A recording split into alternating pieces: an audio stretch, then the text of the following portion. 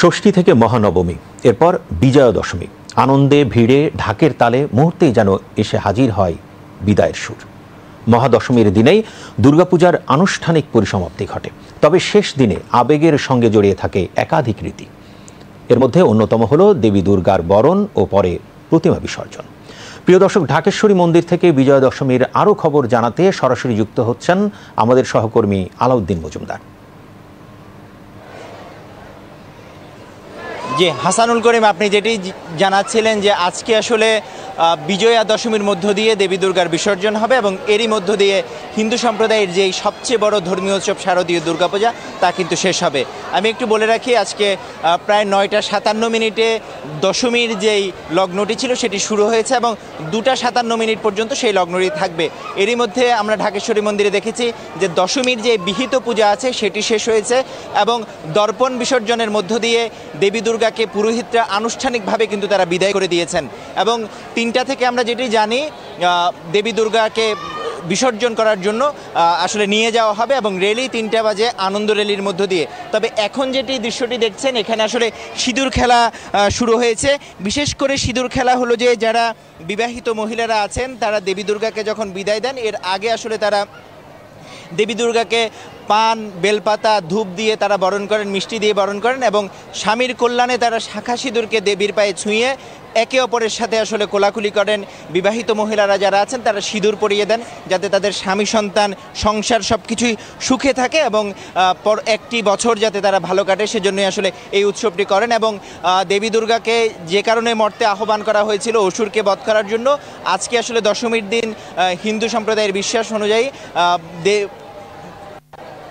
অসুরকে বধ করে তিনি আসলে মর্তলোক থেকে স্বর্গলোকে অনেক বেশি গুরুত্বপূর্ণ, কারণ তারা দেবীর পায়ে সিঁদুর দেন, স্বামীর কল্যাণ কামনা করেন এবং তারা একে অপরকে মিষ্টি বিতরণ করেন, মিষ্টি মুখ করেন এবং আনন্দ উদযাপন করেন। আমি আজকে এখন কিছু যারা দর্শনার্থী এসেছেন এবং শেষবারের মতো 1 বছরের জন্য দেবী দুর্গাকে বিদায় দিচ্ছেন তাদের অনুভূতিগুলো জানবো। আসলে আজকের দিনে দশমীতে আপনাদের যারা বিবাহিত মহিলারা আছেন তাদের কাছে হিন্দু সম্প্রদায়ের বেশ গুরুত্বপূর্ণ। কি করেন আপনারা একটু বলেন। আমরা নিজের স্বামীর জন্য মার কাছে মনে করেন ভালো কামনা করি, যে স্বামী সন্তান সবাই যাতে ভালো হয়ে থাকে, এটাই মার কাছে আমরা কামনা করি। যেটি বলছিলাম, আসলে তারা আসলে বিশেষ করে এটি বিবাহিত মহিলারা যারা আছেন তাদের জন্য বেশ গুরুত্বপূর্ণ এবং প্রত্যেকেরই যারা হিন্দু সম্প্রদায়ের আছেন এবং যদি বলা চলে যে সাম্প্রতিক বন্ধনে যেই আবহটি সেটি আসলে এখানে আসলেই দেখা যায়। প্রত্যেকেই আসলে আমরা অনেকেই দেখেছি যে এখানে এসে আনন্দ ঘন পরিবেশের মধ্যে উদযাপন করছে। আর বিশেষ করে 2 দিন ছুটি থাকাতে এবং আরও 2 দিন শুক্র এবং শনিবার হওয়াতে তারা কিন্তু আনন্দটি বেশ জমিয়ে করছেন এবং আজকে 9টা 58 থেকে বিহিত পূজা মধ্য দিয়ে শেষ হয়ে গেল এবং আনুষ্ঠানিকভাবে কিন্তু পুরোহিত দর্পণ বিসর্জনের মধ্য দিয়ে দেবী দুর্গাকে বিদায় করে দিয়েছেন। এখন যে আনুষ্ঠানিকতাগুলো আছে মূলত সিঁদুর খেলা হতে মিষ্টি বিতরণ, সেগুলো আমি একটু শুনি তাদের অনুভূতি। কেমন লাগছে আজকের দিনে? অনেক ভালো লাগছে, অনেক খুশি লাগছে, ভালোই লাগছে, খুশি লাগছে। কিন্তু কি করেন আজকে মায়ের সাথে সবাই একটু দেখা সাক্ষা করে সিঁদুর টিঁদুর দেয়, এগুলোই। মন খারাপ হয়? হ্যাঁ, এটা তো হবেই, কারণ 1 বছর পরে মা আসছে, চলে যাবে, মন তো খারাপ হবেই। আপনার অনুভূতি বলেন, কেমন লাগে? আমার অনুভূতি বলতে আমাদের অনেক মজা হয় এই সময়। আমরা মাকে মিষ্টি মুখ করাই এবং তাকে সিঁদুর পরাই এবং বিদায়ের সময় আমাদের মন অনেকই খারাপ হয়ে যায়। আবার এনজয়ও করি কিন্তু আবার মনও খারাপ হয়, কিন্তু এটাতে আমাদের নিয়ম কর্তব্য, আমরা সেটাই করি, কিন্তু আমাদের অনেক মজা লাগে মার পুজো। কি চাইলেন, কি প্রত্যাশা দেবীর কাছে? চাইলামই তো অনেক কিছু, কিন্তু আশা করি সামনের বছর মা পূর্ণ করবে। আপনি বলেন। 5 দিন তো আনন্দই লাগছিল, এখন তো আজকে দশমী না, আজকের দিন তো মানে সবাই সিঁদুর খেলবে, সিঁদুর খেলে পরে তো শেষ হয়ে যাবে। মানে 5 দিন ভালোই আনন্দ করলাম। দেবীর কাছে 1 বছরের জন্য কি চাইলেন? দেশটা যেন উন্নত হোক, দেশটা যেন ভালো হোক, সবাই যেন ভালো মতন চলতে পারে। এটি আসলে প্রত্যেকের প্রত্যাশা। তারা আসলে চান সবাই যে দেশটি যাতে ভালো থাকে, সম্প্রীতির বন্ধনে যাতে সবাই একসাথে মিলিত হয়ে থাকতে পারে, এই প্রত্যাশাটি আসলে প্রত্যেকেরই মনে, যাতে কোনো প্রকার বিভেদ হানাহানি যাতে না হয় এবং যার যার ধর্ম স্বাধীনভাবে পালন করতে পারে। আর বিশেষ করে পরিবর্তিত পরিস্থিতিতে সরকার যেভাবে আসলে নিরাপত্তা দিয়ে কাজ করেছেন, আমরা ব্যাপক নিরাপত্তা দেখেছি এবং ব্যাপক নিরাপত্তার মধ্য দিয়ে কিন্তু আসলে এই পুজোটি সম্পন্ন হচ্ছে। মোটা দাগে যদি বলা হয়, বাংলাদেশের সকল মানুষের সহযোগিতায় এবং সৌহার্দ্যপূর্ণ পরিবেশের মধ্য দিয়ে 2025 সালের যেই হিন্দু সম্প্রদায়ের সবচেয়ে বড় ধর্মীয় অনুষ্ঠান শারদীয় দুর্গাপূজা, সেটি আসলে সমাপ্তি হবে। এবং আইনশৃঙ্খলা রক্ষাকারী বাহিনী যেটি বলেছেন, যে কোনো অপ্রীতিকর ঘটনা যাতে না ঘটে সেজন্য তারা সজাগ দৃষ্টিতে আছেন, কয়েক স্তরের নিরাপত্তা ব্যবস্থা করেছেন এবং তারা যেটি আমাদেরকে জানিয়েছেন যে যদি কোনো প্রকার সন্দেহ হয় যাতে দ্রুত আইনশৃঙ্খলা রক্ষাকারী বাহিনীকে জানায় এবং শেষ ভালো যার সব ভালো তার, এবং শেষটিও তারা আসলে আনুষ্ঠানিকভাবে ভালো করতে চান। এবং আমরা দেখাতে পারছি যে এখন আসলে লাইন ধরে যারা বিবাহিত মহিলারা আছেন তারা দেবীর পায়ে সিঁদুর দিয়ে, পান দিয়ে, দুব্বা দিয়ে দেবীকে বরণ করে শেষ বিদায় আসলে জানাচ্ছেন। এবং আমরা ঢাকেশ্বরী মন্দিরে যখন এসেছি, এখানে অনেক হিন্দু সম্প্রদায়ের পাশাপাশি আমরা মুসলিম সম্প্রদায়ের লোকদেরকে আমরা দেখেছি যে তারা আসলে মুসলিম সম্প্রদায়ের লোককেও দেখেছি যে তারা আসলে এখানে এসে একাত্মতা পোষণ করছেন এবং তাদের সাথে মিলে সেই উৎসবে সামিল হচ্ছেন। আমি একটু জানতে চাই যে এটা তো হিন্দু সম্প্রদায়ের সবচেয়ে ধর্মীয় বড় উৎসব, আপনি কেন এলেন, আপনার অনুভূতিটা কি? এটা আমাদের এই বাংলার আবহমান কাল থেকেই যে সব ধর্মের মানুষের যে একটা সম্প্রীতির জায়গা, যে এইটা সার্বজনীন, এই সার্বজনীন আনন্দটাকে আমরাও ভাগাভাগি করে নিতে এখানে এসেছি। কারণ আমরা একই সঙ্গে এই বাংলাদেশে বসবাস করি, আমরা সবার আনন্দকে আমরা সম্মিলিতভাবেই উদযাপন করব। এটা হতে পারে আমাদের হিন্দু সম্প্রদায়ের মানুষদের প্রধান ধর্মীয় উৎসব, কিন্তু আনন্দের রেশটা আমাদের মধ্যেও থেকে যায়। তো আমরা এটাকে কোনোভাবে মিস করতে চাইনি। তাই আমি অসংখ্য ধন্যবাদ। আপা, একটু আপনার অনুভূতি বলেন, কেমন লাগে ওদের অনুষ্ঠানগুলো দেখে? অনুষ্ঠান আসলে ভালো লেগেছে। যত আমি মনে করি যে ধর্ম যার যার উৎসব, মানে উৎসবটা তো সবার, সেই উৎসবে যাতে আমাদের সহযোগিতা করা উচিত কিনা আরো বেশি? অবশ্যই সহযোগিতা করা উচিত। কারণ আমি এখানে যে নিরাপত্তা দেখছি, এখানে সব ধর্মের লোকই তাদের উৎসবে যদি আসতে চায় আসতে পারে, কারণ এখানে তো আমি কোনো নিরাপত্তার কোনো অভাব দেখছি না। কারণ আমি আমার ধর্ম পালন করব, কিন্তু উৎসবে অংশগ্রহণ করতে তো আমার কোনো আপত্তি নাই বা কোনো অসুবিধা নাই।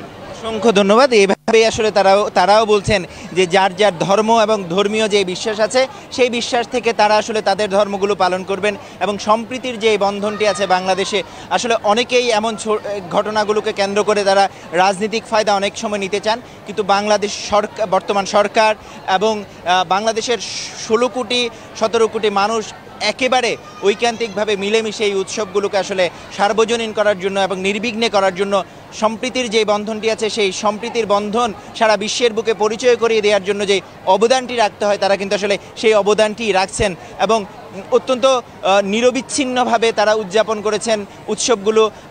একেবারে ষষ্ঠী থেকে শুরু করে একেবারে আজকের যে বিসর্জন পূজাগুলো শেষ হয়েছে এবং 3টার দিকে আমরা যেটা জানতে পেরেছি, 3টার দিকে মূলত এখান থেকে ঢাকেশ্বরী মন্দির, জাতীয় মন্দির ঢাকার, এই ঢাকেশ্বরী মন্দিরের নেতৃত্বেই মূলত র্যালিটি বের হবে।